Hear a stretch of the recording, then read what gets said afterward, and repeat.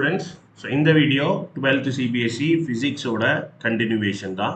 So last videoல torque acting on a dipole பார்த்திருந்தோம், right? So அதோட continuationல தான் இங்க பார்க்க போறோம். So tail end of the lessonக்கு வந்துட்டோம், right? So last video 2024ல அப்லோட் பண்ணேன்னு நினைக்கிறேன், right? I'm uploading the next video in 2025, but okay.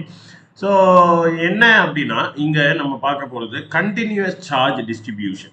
இப்போ சார்ஜ் டிஸ்ட்ரிபியூஷன் அப்படிங்கும்போது இதுவரைக்கும் நம்ம படிச்சதுல இந்த லெசன்ஸ்ல நம்ம என்ன பண்ணோம், டிஸ்கிரீட்டா சார்ஜை கன்சிடர் பண்ணிக்கிட்டோம். ஃபார் எக்ஸாம்பிள் நான் ஒரு இரும்பு சேர் எடுத்துக்கிறேன், ரைட், ஒரு இரும்பு ராட் எடுத்துக்கிறேன். ஸோ என்கிட்ட இப்படி ஒரு ராட் இருக்கு, ரைட். ஸோ இந்த ராட்ல நான் சார்ஜ் வந்து ஃபார் எக்ஸாம்பிள் இப்படி ப்ளஸ் போடுவோம், கரெக்டா? ப்ளஸ் ப்ளஸ் ப்ளஸ்ன்னு இப்போ நான் ரெப்ரசன்ட் பண்ணணும்னா இப்படி ரெப்ரசன்ட் பண்ணுவோம். அப்போ நான் ப்ளஸ் போடுற இடத்துல மட்டும்தான் சார்ஜ் இருக்கா? இப்போ இந்த இடத்துல ஒரு சார்ஜ் இருக்கு, இந்த இடத்துல ஒரு சார்ஜ் இருக்கு, இந்த இடத்துல ஒரு சார்ஜ் இருக்கு. ஸோ இது டிஸ்கிரீட்னு சொல்லுவாங்க. ஒவ்வொரு பாயிண்ட்ல இருக்கு அப்படின்னா டிஸ்கிரீட். அப்போ இந்த டிஸ்கிரீட் சார்ஜஸ் தான் இருக்கா, இல்லை இப்போ ஃபார் எக்ஸாம்பிள் நான் இந்த இடத்துல டச் பண்றேன், ரைட், கரண்ட் ஃப்ளோ ஆகிட்டு இருக்கும் போதோ இல்லை இந்த இடத்துல டச் பண்ணா இங்க சார்ஜ் இல்லையா? அப்போ இந்த இடத்துல சார்ஜ் இல்லையா, இந்த இடத்துல சார்ஜ் இல்லையா அப்படின்னு கேட்டா இருக்கு. ஸோ இந்த மெட்டீரியல் ஃபுல்லாகவே சார்ஜ் இருக்கு. நம்மளோட சிம்பிளிசிட்டிக்காக ஒரு டெரிவேஷன்லையோ ஒரு அண்டர்ஸ்டாண்டிங்காக ரெப்ரசன்ட் பண்ணும்போது ஒவ்வொரு இடத்துல இப்படி சார்ஜை ரெப்ரசன்ட் பண்ணுறோமே தவிர இந்த சார்ஜுங்கிறது த்ரூ அவுட் தி பாடி கிட்டத்தட்ட இப்படி தண்ணி மாதிரி, ரைட். ஸோ அங்கங்கே வச்ச ஃப்ரூட்ஸ் மாதிரி இல்லாமல், மரத்தில் பழங்காய்க்குமே, ரைட், அந்த மாதிரி இல்லாமல் தண்ணி ஃப்ளோவானா எப்படி இருக்கும்? ஸோ இப்படி தான் அந்த சார்ஜ் இருக்கும். Through out the body the charge will be distributed. So அப்போ நம்ம ப்ளஸ் மைனஸ் போடுறது வந்து ஜஸ்ட் ஃபார் அ ரெப்ரசன்டேஷன், கிளியரா? ஸோ இதுதான் கண்டினியூஸ் சார்ஜ் டிஸ்ட்ரிபியூஷனோட. அப்போ நான் டோட்டல் சார்ஜ் எப்படி கண்டுபிடிக்கிறது அப்படிங்கிறதுக்காக தான் we have 3 types of charge distribution. First ஒன்னுங்கிறது linear charge distribution or linear charge density. Second surface charge density, surface charge density. Third, volume charge density. So linear charge, surface charge, volume charge. So அப்ப எங்க யாரை use பண்றது அப்படிங்கும்போது நம்ம already study பண்ணியிருக்கோம். 1 dimensional, 2 dimensional, 3 dimensional 11th பிசிக்ஸ்லயே thermal ப்ராப்பர்ட்டிஸ்ல use பண்ணியிருப்பீங்க, கிளியரா? ஸோ 1D 2D 3Dனா என்ன? இப்போ எல்லாமே நம்ம இருக்கிறது எல்லாமே ஒரு 3 dimensional ஆப்ஜெக்ட்ஸ் தான். 1 dimensional ஆப்ஜெக்ட்னு ஒன்று கிடையாது.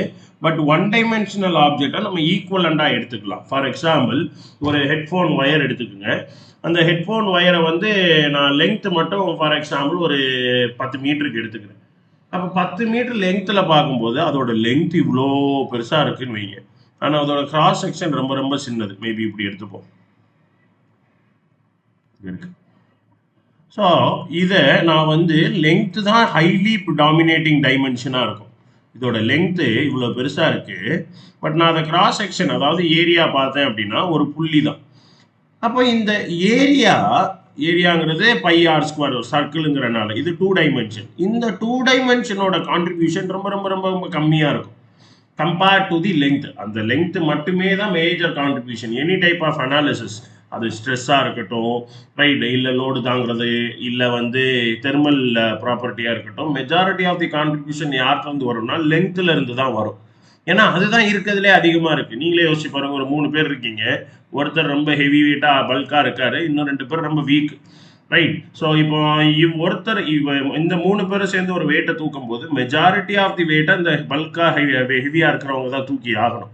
பாக்கி 2 பேர் சப்போர்ட் பண்ணுவாங்க, அவங்க இல்லைன்னு கிடையாது, பட் அவங்களோட சப்போர்ட் ரொம்பவே கம்மியாக இருக்கிற மாதிரி இருக்கும், கிளியரா? ஸோ அப்படி இருக்கும்போது நம்ம அதை 1 dimensional கன்சிடர் பண்ணிக்கலாம். ஸோ அந்த 1 dimensional நம்ம எடுத்து சால்வ் பண்ணும்போது கிடைக்கிற ரிசல்ட்டும் ஆக்சுவலாக அதை நீங்கள் 3D ஒரிஜினலாக அது 3D ஆப்ஜெக்ட் தான், 3Dயாக எடுத்து பண்ணியிருந்தாலும் ரிசல்ட்டில் பெரிய டிஃப்ரென்ஸ் இருக்காது. வரக்கூடிய அந்த சின்ன சேஞ்ச் நெக்லிபிள் சேஞ்சாக தான் இருக்கும், அதனால ப்ராப்ளம் இல்லை. இப்போ 2D ரொம்ப சிம்பிள் எக்ஸாம்பிள், நம்ம நோட் புக்கோட பேப்பர். ஸோ அந்த பேப்பர் எப்படி இருக்கும், தின்னாக தான் இருக்கும், பட் ஒரு லாங் நோட் எடுத்தீங்கன்னா இப்படி இருக்கும். அப்போ லெங்க்த்து பிரெத்து வந்து ரைட், லெங்க்த்தும் பிரெத்தும் வந்து அதிகமாக இருக்கும் கம்பேர்ட் டு தி திக்னஸ். கரெக்டா? மைக்ரான்ல தான் இருக்கும். ஸோ அப்போ இதை நான் 2Dயா அசியூம் பண்ணிக்கலாம். அகைன் அது 2D கிடையாது, அது 3D தான். கிளியரா? நான் இப்போ வரைஞ்சிருக்கிறது தான் 2D, பட் நம்ம கிட்ட ஆக்சுவலா இருக்க போறது ஒரு 3D. பட் அந்த 3D பெரிய கான்ட்ரிபியூஷன் கொடுக்காதனால நம்ம அதை ஒரு 2D ஆப்ஜெக்ட் மாதிரி அசியூம் பண்ணிக்கலாம், கன்சிடர் பண்ணிக்கலாம். சரியா? அந்த கன்சிடரேஷனால வர result equal to the actual result. ஆப்வியஸா 3Dனா 3 டைமென்ஷனுமே. ஒரு ஸ்பியர் எடுத்துப்போம், கிளியரா? ஒரு கியூபாய்டு, கியூப், இது எல்லாமே 3D. You have studied this in very detailed in your 10th itself. So அதனால அது நம்ம பெருசாக ஒரி பண்ண வேண்டிய அவசியம் இல்லை. அப்போ எப்பெல்லாம் எனக்கு 1 டைமென்ஷன் இருக்கோ அப்பெல்லாம் I use linear charge density. 2 டைமென்ஷன்னா surface charge density which comes under area. 3D அப்படின்னா வால்யூம் சார்ஜ் டென்சிட்டி. அப்போ லீனியர் சார்ஜ் டென்சிட்டியோட நோட்டேஷன் என்ன? Lambda. Linear surface charge density ஓட notation sigma. volume charge density ஓட notation rho. suppose charge density அடர்த்தி டென்சிட்டிங்கிறத 11th லேயே படிச்சிருக்கீங்க, mass per unit volume. கரெக்டா? that is your mass density. வெறுமனே டென்சிட்டின்னு சொன்னா அது mass density தான் இண்டிகேட் பண்ணும். இங்க நம்ம charge density, அப்ப charge per unit length, ஏன்னா லீனியர் தானே சொல்றோம். ஸோ லீனியர் சார்ஜ்ங்கிறது charge per unit length, charge per unit area. அப்போ இது என்னவா இருக்கும்? charge per unit volume. So இதுல இருந்து எனக்கு சார்ஜ் தேவைப்பட்டுச்சுன்னா total charge is equal to lambda del L. இது ஸ்மால் சார்ஜ். ஸோ மொத்தமாக எவ்வளோ சார்ஜ் வேணும்னு கேட்டிங்கன்னா lambda L. Same way sigma into A equal to q for surface charge density. இது அடிக்கடி யூஸ் பண்ணுற formula. Then volume charge density into volume will give you the total charge for a 3-dimensional object. சரியா? இந்த 3 formula use பண்ணுவோம். இதான் linear charge, surface charge and volume charge டென்சிட்டியோட concept. Then we will move ahead with the last topic, Gauss law. So இந்த Gauss law என்ன சொல்லுது? First லாவை எழுதிடுவோம். So எதுக்காக அப்படிங்கிறத பேசிட்டே லாக்கு போவோம். இப்போ நம்ம வந்து நிறைய சார்ஜஸ் இருந்தால் அதோட எலக்ட்ரிக் ஃபீல்டை எப்படி கண்டுபிடிச்சோம்?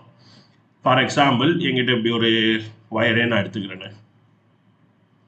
1 2 3 4 6 7 8 9 10 11. இப்போ இந்த 11 சார்ஜ்னாலையும் இந்த இடத்துல இருக்கிற எனக்கு எலக்ட்ரிக் ஃபீல்டு வேணும். நம்ம அனாலிட்டிக்கலாக எப்படி கண்டுபிடிக்கலாம்? இதோட எலக்ட்ரிக் ஃபீல்டு வெக்டார் ஃபார்ம் அவுட்வேர்ட்ஸு, இதோட எலக்ட்ரிக் ஃபீல்டு அவுட்வேர்ட்ஸு. இந்த 3ஐ ரிசால்வ் பண்ணி ஆட் பண்ணி கண்டுபிடிக்கிறதுக்கே டைம் ஆகும். இந்த மாதிரி 11 போடணும் அப்படின்னா அனாலிட்டிக்கலாக நம்மக்கிட்ட ஃபர்ஸ்ட் இருந்த வெறும் மெத்தட், ரைட்? Analyticals addition. நீங்கள் electric field due to system of சார்ஜஸோட டெரிவேஷன் பார்த்துருப்பீங்க, கரெக்டா? ஸோ அப்போ அப்படி ஆட் பண்ணுறது it will take a lots of time. What if I have 50 charge? அவ்வளோதான், அப்படியே அங்கேயே உட்காந்துட வேண்டியதான். கிளியரா? ஸோ அப்போ எனக்கு இந்த மாதிரி சிஸ்டம் ஆஃப் சார்ஜஸ் நிறைய இருக்கும்போது அதை கண்டுபிடிக்க ஈஸியாக ஏதாவது வழி இருந்தால் நல்லா இருக்கும்னு யோசிப்பேன் தானே. கிளியரா? எல்லாமே இந்த ஃபார்முலா எல்லாமே வந்து ஒரு ஈஸியஸ்ட் வே யோசிக்கும் போது வந்த புது புது கான்செப்ட்ஸ் தான். சேமே காஸ் வந்து இதை எப்படி சிம்பிளிஃபை பண்ணலாம் யோசிக்கும் போது அவர் வந்து ஒரு ரிலேஷன்ஷிப் கண்டுபிடிச்சாரு. எதுக்கும் இடையிலனா ஃப்ளக்ஸுக்கும் total charge enclosed by the surface. சரியா? சர்ஃபேஸ்க்குள்ள இருக்கிற charge enclosed by the surface. இந்த சர்ஃபேஸ் என்னங்கிறத நம்ம பேசுவோம். அப்போ ஃப்ளக்ஸுக்கும் எலக்ட்ரிக் ஃபீல்டுக்கும் ஆல்ரெடி ஃபார்முலா இருக்கு, E del S cos theta. Right? வீடியோவில் ஆல்ரெடி எக்ஸ்பிளைன் பண்ணியிருக்கேன். இந்த டீட்டாவோட கான்செப்டே ரொம்ப ரொம்ப டீப்பாக தெரிஞ்சுக்க வேண்டிய ஒரு கான்செப்ட். கிளியரா? அந்த வீடியோவும் இருக்குது. ஸோ அதை கோ த்ரூ பண்ணிக்கிங்க தேவைப்படும் போது. அப்போ எனக்கு இந்த ஃப்ளக்ஸுக்கும் சார்ஜுக்கும் ரிலேஷன்ஷிப் தெரிஞ்சால் இந்த ஃப்ளக்ஸை வச்சு என்னால் எலக்ட்ரிக் ஃபீல்டை கண்டுபிடிச்சிட முடியும். ஸோ காஸ் டெவலப் பண்ணுற கான்செப்டே இதுதான். So cos law state that for any closed surface the flux through the closed surface is given by q by epsilon naught. இதுல ரொம்ப முக்கியம் என்னன்னா இந்த qங்கிறது charge enclosed by the surface. Charge enclosed by the surface. அப்போ the surface குள்ள இருக்கிற charge. For example நான் இப்படி ஒரு surface கியூப் எடுக்கிறேன். கியூபாய்டு ஆயிடுச்சு. கிளியரா? ஸோ இப்போ இந்த இடத்துல ஒரு ப்ளஸ் கியூ, இந்த இடத்துல ஒரு ப்ளஸ் 2q, இந்த இடத்துல ப்ளஸ் 3q இருக்கு அப்படின்னா நான் எடுக்க வேண்டிய சார்ஜ் இந்த சார்ஜ் தான். இதுதான் என்னோட q. Right? q equal to plus 3q. இந்த q தான் என்னோட காஸ் சர்ஃபேஸில் இருக்கிற charge enclosed by the surface. ஆனால் இதை வச்சு நம்ம ஒரு எலக்ட்ரிக் ஃபீல்டு கண்டுபிடிப்போம், ரைட்? அது நம்ம டெரிவேஷன் பக்கம் போகும்போது பேசுவோம். அந்த electric field on this surface,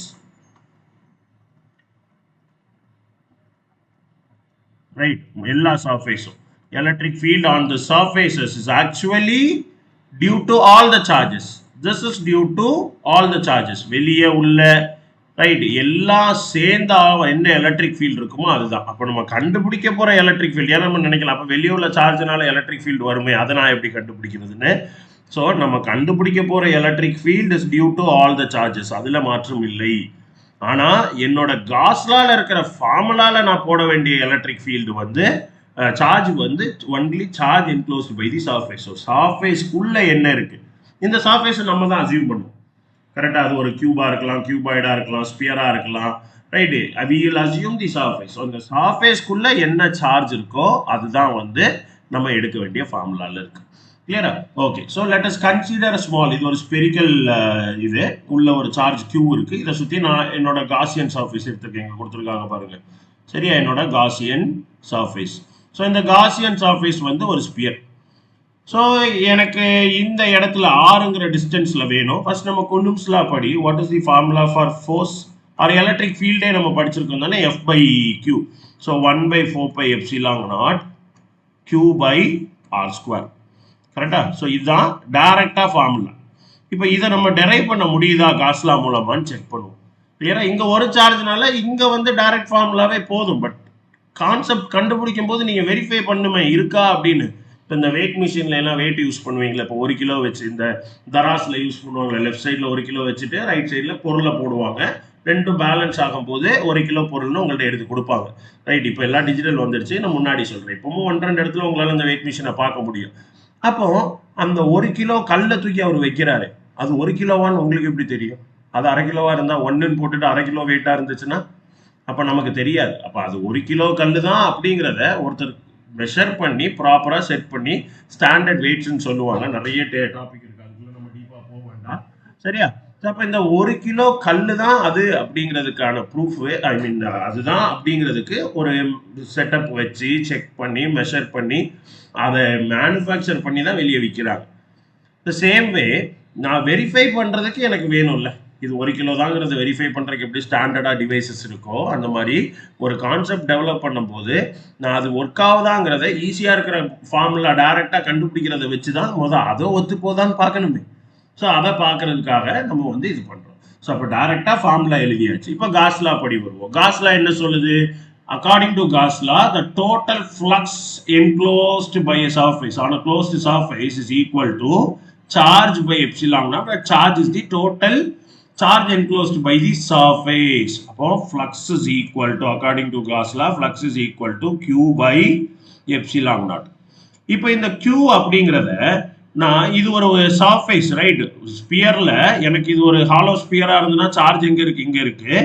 இந்த சார்ஜ் இது ஃபுல்லா டிஸ்ட்ரிபியூட் ஆயிருந்தா என்ன இதா இருக்கோ அதுக்கு ஈக்குவலண்டா தான் இருக்கும். கிளியரா? அப்ப நான் என்ன பண்ணலாம்? இப்போ இந்த சார்ஜை நான் உள்ள கொண்டு வரணும் அப்படிங்கும் போது எனக்கு ஏரியா வேணும், இந்த சர்ஃபேஸோட ஏரியா வேணும், கரெக்டா?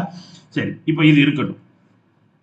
இப்போ எனக்கு எலக்ட்ரிக் ஃப்ளக்ஸுக்கு ஃபார்முலா என்ன? இதுக்கு ஃபார்முலா 1 இதுவே இருக்கட்டும், இந்த சார்ஜே இருக்கட்டும், charge enclose by the surface. நம்ம சர்ஃபேஸ் சார்ஜ் டென்சிட்டிக்கு போக வேண்டிய அவசியம் இல்லை தான். ஸோ Q இருக்கு, எப்சிலான் நாட் இருக்கு, இது ஈக்குவேஷன் 1. என்னோட ஈக்குவேஷன் 2 யாரு அப்படின்னா எலக்ட்ரிக் ஃபீல்டு. எலக்ட்ரிக் ஃபீல்டுக்கு ஜென்ரலாக ஃபார்முலா என்ன? ஃப்ளக்ஸுக்கு ஃபார்முலா என்ன? ஃபீல்ட் டாட் டெல்எஸ், அதாவது ஏ காஸ் தீட்டா, நான் இங்கே ஏரியான்னு போட்டுக்கிறேன், அது S cos theta, depends upon, இதுதான் ஏரியா. அப்போ which is equal to E into இந்த சர்ஃபேஸோட ஏரியா என்ன? ஸ்பியரோட சர்ஃபேஸ் ஏரியாவுக்கு ஃபார்முலா ஞாபகம் இருக்கா? 4πr square. So 4πr square into cos theta. ஆப்வியஸாக ஒரு பாயிண்ட் சார்ஜில் இருந்து வர எலக்ட்ரிக் ஃபீல்டு எப்போவுமே என்ன பண்ணும்? பர்பண்டிகுலர் டு தி சர்ஃபேஸாக தான் இருக்கும். At any point the angle will be theta equal to 0. ஏன்னா ஞாபகம் இருக்கும்னு நம்புறேன், தீட்டா ஆங்கிள்ங்கிறது angle between the electrical field and the area vector n cap. N கேப்பும் பர்பண்டிகுலர் டு தி சர்ஃபேஸாக தான் இருக்கும், ரைட்? அது அகெயின் அண்ட் அகெயின் இதில் நான் டைம் ஸ்பெண்ட் பண்ண விரும்பலை, அந்த கான்செப்டை பார்க்கும்போது உங்களுக்கு புரியும். அப்போ இது cos 0 1, இப்போ E இன்டூ 4πr ஸ்கொயர், இது என்னோட ஈக்குவேஷன் 2. இப்போ ரெண்டுமே ஃப்ளக்ஸ் தான். லெஃப்ட் சைடில் இருக்க ரெண்டுமே யாரு? ஃப்ளக்ஸ் தான். அப்போ q by epsilon நாட்டும் e into 4 pi r ஸ்கொயரும் ஈக்குவலாக தான் இருக்கணும். ஸோ equation 1 2 நான் கம்பேர் பண்ணேன் அப்படின்னா q by epsilon naught is equal to e into 4 pi r square. அப்போ e என்ன 1 by 4 pi epsilon naught first எழுதிடுறேன் into q by r square. நல்லா பார்த்தீங்கன்னா இதுதான் டைரக்டாக போட்ட ஃபார்முலா வந்துருச்சா. ஸோ அப்போ காஸ்லா படி பண்ணும்போது வேல்யூ வருதுங்கிறதுக்கான சிம்பிளஸ்ட் எக்ஸ்பிளனேஷன் தான் இது. ஸோ அது இதை நீங்கள் காஸ்லா படி போட வேண்டிய அவசியம் இல்லை. ஒரு பாயிண்ட் சார்ஜ் இருக்கும்போது நமக்கு காஸ்லா தேவையில்லை. கரெக்டாக ஓகே. இப்போ சார்ஜ் உள்ளே இல்லைன்னா அப்போ 0 தான் வருமா அப்படிங்கிறதே வெரிஃபை பண்ணியிருக்கணும்ல, அதையும் பண்ணியிருக்காங்க. ஸோ அப்போ எனக்கு வெளியே ஒரு சார்ஜ் இருக்குது, இங்கே ஒரு நெகட்டிவ் சார்ஜ். ஸோ இங்கேருந்து எலக்ட்ரிக் ஃபீல்டு இதை நோக்கி போகுது. கிளியரா? ஓகே. இந்த இடத்துல எலக்ட்ரிக் ஃபீல்டு இங்கே உள்ள போகுது, இந்த இடத்துல இப்படி வெளியே வருது. ஸோ மொத்தம் எனக்கு 3 சர்ஃபேஸ் இருக்குது. இந்த சர்ஃபேஸோட ஏரியா வெக்டார் n கேப் இப்படி இருக்கும், இந்த சர்ஃபேஸோட ஏரியா வெக்டார் n கேப் இப்படி இருக்கும். இந்த சிலிண்ட்ரிக்கல் சர்ஃபேஸ் அந்த கர்வ்டு சர்ஃபேஸோட n கேப் எப்போவுமே த்ரூ அவுட் இந்த பிளேன் ஒன்று கீழே மேலே இல்லை அவுட் சைடு ஆர் அந்த சைடு போகும். அப்போ நான் இதை 1 3 2. ஸோ θ 1 இஸ் ஈக்குவல் டு முதல் θவை எழுதிப்போம். θ 1 நல்லா பாருங்க, எலக்ட்ரிக் ஃபீல்டு ரைட்டில் போகுது, n கேப் அவுட் சைடு லெஃப்டில் வருது. So they are opposite in direction. அப்போ θ 1 180. θ 2 என்னவா இருக்கும், எலக்ட்ரிக் ஃபீல்டு ரைட்டில் போகுது, n கேப்பும் ரைட்டில் போகுது. They are in same direction. இது பேரலல், இது ஆன்டி பேரலல்னு சொல்லுவாங்க. கரெக்டாக θ equal to 0 degree. θ 3 is always 90 degree. ஏன்னா எலக்ட்ரிக் ஃபீல்டு இப்படி இருக்கும். இந்த இடத்துல பார்க்கும்போது இது இப்படி வந்துடும், எலக்ட்ரிக் ஃபீல்டு 90 டிகிரியில் தான் இருக்கும். So at any point θ 3 equal to 90 degree. இப்போ நான் வந்து ஃபர்ஸ்ட் நார்மலாக flux is equal to EA cos θ. So E1 A1 cos θ 1 plus E2 A2 cos θ 2 plus E3 A3 cos θ 3. So E1 E வந்து constant, ஒரு சின்ன இதனால எல்லாமே E கான்ஸ்டன்ட் தான். A அப்படியே இருக்கட்டும். cos θ 1 cos θ 1 வந்து -1. ஸோ -1 ஏன்னா cos 180 -1 ப்ளஸ் E அப்படியே இருக்கட்டும். இந்த ரெண்டுமே சேம் ஏரியா தான். ஒரு சிலிண்டரோட டாப் சர்ஃபேஸ் ஏரியாவும் பாட்டம் சர்ஃபேஸ் ஏரியாவும் ஈக்குவலாக தான் இருக்கும் இல்லையா. So EA cos θ 2 which is 1 cos 0 1 plus cos 90 0ங்கிறனால டைரக்டாக 0 போட்டுடுறேன். இது என்னவா மாறும், -EA plus EA which is equal to 0. So flux 0 ஆயிடுச்சு. அப்போ எலக்ட்ரிக் ஃபீல்டு 0வாக தான் இருக்கணும், அதாவது நெட் எலக்ட்ரிக் ஃபீல்டு. ஸோ அப்போ இதை வச்சு நம்ம எப்படி கண்டுபிடிக்கலாம் அப்படின்னு பார்த்தீங்கன்னா, phi is equal to காஸ்லா படி phi equal to என்ன, q by epsilon naught. கரெக்டா, q by epsilon naught. இப்போ இதுக்குள்ள இதுதான் என்னோட காசியன் சர்ஃபேஸ், இந்த சிலிண்டர் தான் காசியன் சர்ஃபேஸ். இதுக்குள்ள ஏதாவது சார்ஜ் இருக்கா, எலக்ட்ரிக் ஃபீல்டு உள்ளோலியா வருது, பட் அதுக்குள்ள ஏதாவது சார்ஜ் இருக்கான்னு கேட்டா ஆப்வியஸா இல்லை. So 0 by epsilon naught. So phi equal to 0. So Gauss law verify ஆயிடுச்சா. So the flux enclosed by charge enclosed by a surface 0வா இருந்தா அந்த சர்ஃபேஸோட நெட் ஃப்ளக்ஸ், சரி, அந்த சர்ஃபேஸோட நெட் ஃப்ளக்ஸ் வந்து 0. ரைட், இதுதான் காஸ்லாவோட காஸ்லா. ரைட், ஸோ நம்ம என்ன அப்ளிகேஷனுக்கு போல காஸ்லா இதுதான். ஸோ அப்போ காஸ்லா என்ன சொல்லுது, Gauss law states that the flux through a closed surface, சரி, அந்த flux through a closed surface is equal to or is given by q by epsilon naught. Q is the charge enclosed by the closed surface. அந்த வார்த்தை எழுதணும், அது எழுதலைன்னா mark தர மாட்டாங்க, ஏன்னா அது எழுதுனாதான் அதுக்கு மீனிங் இருக்கு. So Q is the charge enclosed by the closed surface. கிளியரா? ஸோ இதுதான் சார்ஜ் டிஸ்ட்ரிபியூஷனும் காஸ்லாவுக்கான இன்ட்ரடக்ஷன். ஸோ இதோட அப்ளிகேஷனாக 3 கண்டிஷன் இருக்கு. ஒரு வயர், இன்ஃபைனைட் வயர், ஒரு plate, and then we have sphere. So இந்த 3ல் 2 ஒரு வீடியோவாகவும் 3வது ஒரு வீடியோவாகவும் பார்க்கலாம். ஸோ இன்னும் 2 வீடியோ தியரிக்கு இருக்குது. Then will go ahead with the sums. சரியா, புரிஞ்சிருக்கும்னு நம்புகிறேன். கான்செப்ட்ஸில் ஏதாவது டவுட் இருந்தால் கமெண்ட் பண்ணுங்கள். Right, so that I try to clear it. So thank you, happy learning.